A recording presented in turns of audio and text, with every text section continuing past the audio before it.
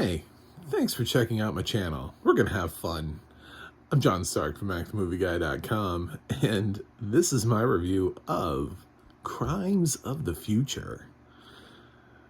Yes, this I got from iTunes, and guess what? It's 99 cents, and guess what? It doesn't have audio description. No audio description. I rented it anyway, just because every once in a while, I do like to do a review of a film where I'm like, this is what the film is like for those who don't have audio description, so that we can all be reminded that audio description is an absolute necessity. And I realize that perhaps that's not fair to the filmmaker, but what I would say to David Cronenberg, if for some reason, my God, my review actually passed his eyes, which, let's be honest, not going to happen, is make sure audio description is on your film. That's what I would say, because if the audience can't access your film, if it's not fully accessible, well, my grade is reflective of the experience that I had, and the experience that I had on your film was not great. So, is Crimes of the Future unwatchable? Yes. Yes, it is. You will not get the experience that Cronenberg intends by watching the film without audio description. Speaking totally as a blind film critic, this film has long sequences without any dialogue where things are happening. Sometimes you can kind of tell what the things are that's happening. Like at the beginning of the film, it sounds like we're killing a child, which I was like, what is happening here? Maybe he got raped? I don't know. I really have no idea. But there's a child and he's struggling. And something is happening to that child. I don't know what, but it was very uncomfortable to listen to. It's just this child who seemingly is dying at the opening of the film. And there are a lot of just these long sequences where I got to really appreciate the score. If I came away with one positive on this film, it's that this film has a great score. When it's all you have to listen to, sure, I can say that. I feel like I enjoyed the score. I thought it was well written. It felt very orchestral in nature. It's very, I don't know what the word is. It didn't feel like it was trying to sell me a horror movie. It didn't feel like it was trying to be creepy. It just kind of felt like it was selling me a movie, which is kind of what this film is it's not a horror movie typically, in the sense that I would use it, which I am using this as my spooky review of the day, but because for those who can see, if it qualifies, but for those of us who can't, with no audio description, it doesn't qualify. But this is a horror film. It's I know it's about body horror. I know it's about cutting people open and doing autopsies and removing things from people while they're still alive and all that kind of stuff. And there's some references in the dialogue to these like art shows. They're like really taking performative art to the next level.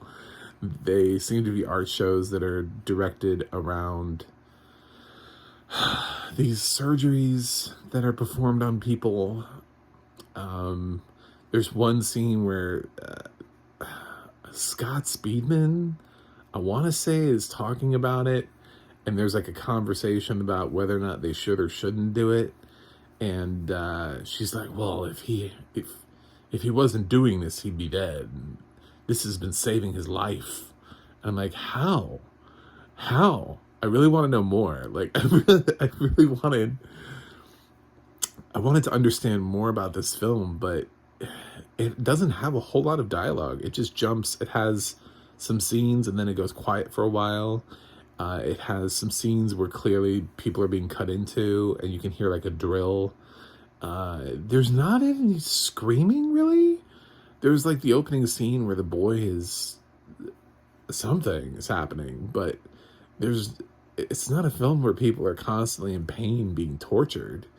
So I don't know, everybody just takes like massive painkillers before they're being operated on, or they get knocked out. I don't know. I have no idea. I cannot tell you. But I will say Viggo Mortensen has a very interesting accent in this film. I found that to be fun. Lea Seydoux, I enjoyed it the couple times I heard her speak. I was like, Scott Speedman's in this? I love when people take him seriously as an actor and they put him in things and then we forget about him for years, because he can go like years without actually being in a legitimate film. So maybe we could just all just agree to keep casting him instead of it being like, when was the last time I saw Scott Speedman? I don't know.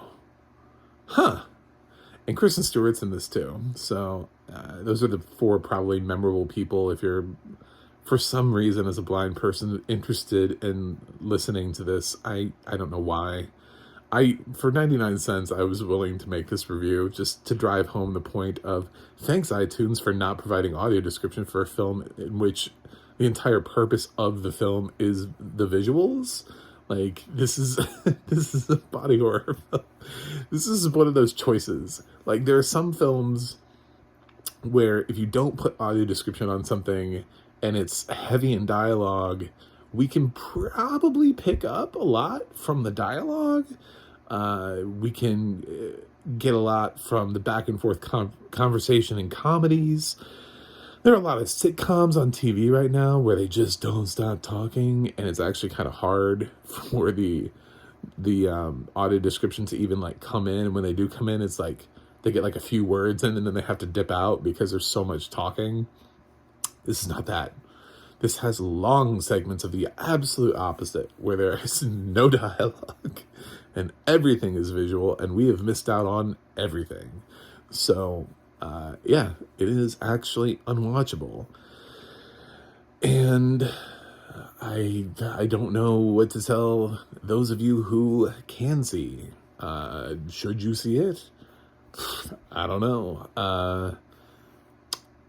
I thought it was long, but then again, I couldn't follow it because there was no audio description. So I would say, if you're looking straight up for gore, this seems to be, from things I've heard in other reviews, this seems to be a film where it's body horror oriented, which is something Cronenberg has proven successful at in the past.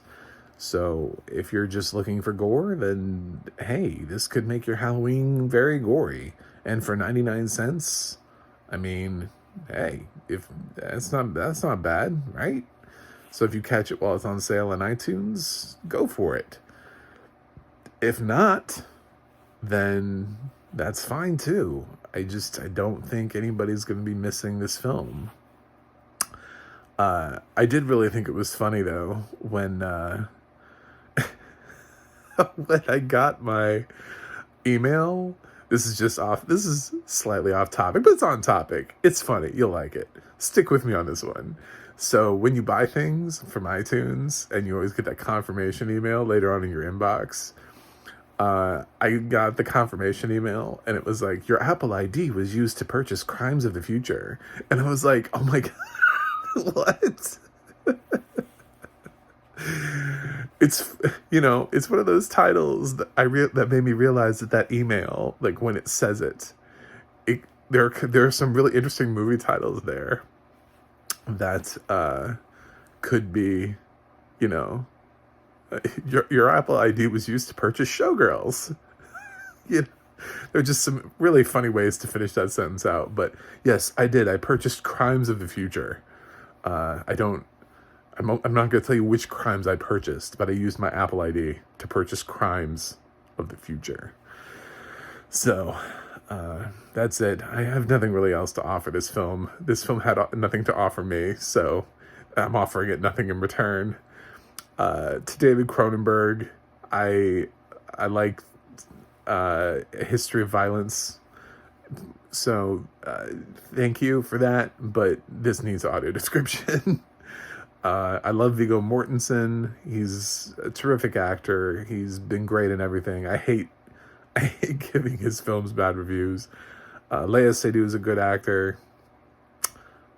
Then we have Scott Speedman and Kristen Stewart. And it's time to give this film a grade. Crimes of the Future gets a D- because I don't really know what I would give it a grade for. Like what am I? The score? Like the couple scenes of dialogue? Like what am I actually giving here? Like what am I grading? I have nothing. I have sounds, but they're not even horror sounds. They're just surgery sounds, like Grey's Anatomy. So I don't really know what this film was. I guess, and I purposefully did not do this review. I didn't go look for a spoiler recap version of this film so that I could like describe it to you, because that defeats the purpose of me being fucking confused without audio description. So I'm just reviewing the film without audio description as is. That's how they want to present it to me. That's how I'm going to review it. So if you want to see more of my shenanigans, where I review films generally with audio description, every once in a while I like to do this just to remind the industry that it makes a huge difference. And I knew going into this film that it would, I actually didn't even think I would finish the film. I really thought I would turn it off. I was like, I don't know about this, but 99 cents, and it was released this year, and it's Cronenberg and Mortensen. Maybe we'll see. Maybe there's enough dialogue. There's not enough dialogue here to make this film interesting. There just isn't. So, if you like me, I'm trying to get to 100 subscribers this year. So jump on board. Please jump on my train. I also have a website, macthemovieguy.com. I have a Twitter at macthemovieguy.com in case David Cronenberg did watch this video and would like to angrily tweet at me. Bro,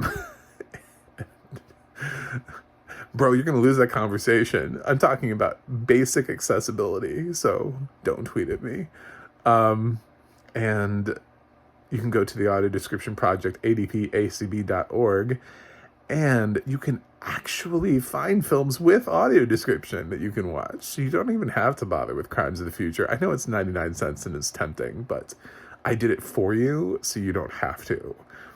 theadna.org is also a place that I always promote because it's great. It has all your favorite narrators and what they've been up to. So anyway, that's it. This qualifies as my spooky review for the day.